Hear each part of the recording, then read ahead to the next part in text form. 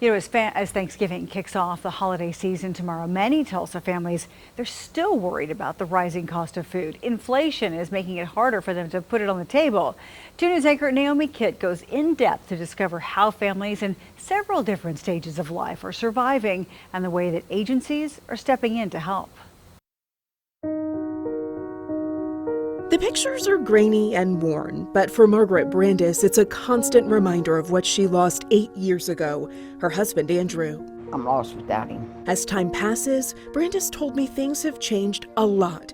Most significantly, the grocery bill. I just get what I can afford and what's going to last me the longest. Overall, the latest inflation numbers show a 7.7% climb from last October. The grocery bill up more than 12% during that same time. The way of life is today, the price of gas and groceries is just...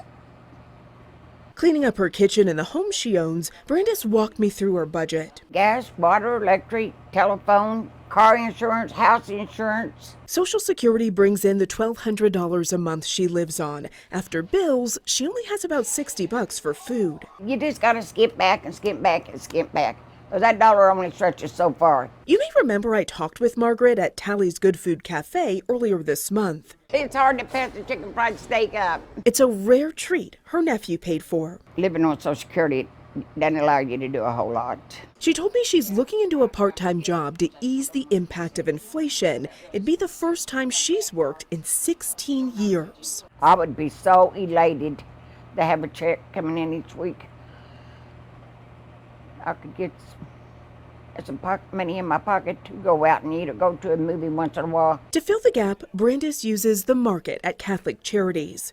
First opening its doors in April, Director Tim Newman told me inflation impacts the population it serves more significantly. The families that we're seeing, we can talk about inflation and a lot of other things going on. Inflation just takes a bigger bite out of their wallet. As shoppers fill their carts with fresh fruits and veggies at the market, Gabriela Acosta told me the winter is really hard for her family. Porque mi esposo no tiene mucho trabajo.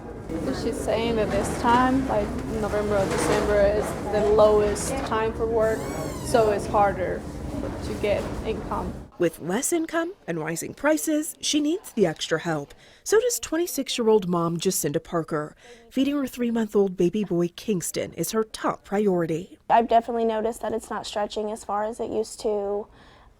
Prices are crazy. She's heading back to school soon and says as inflation increases the essentials, milk, eggs, just basics are just outrageous. She has to cut back at the grocery store where she can and use the market to narrow the gap.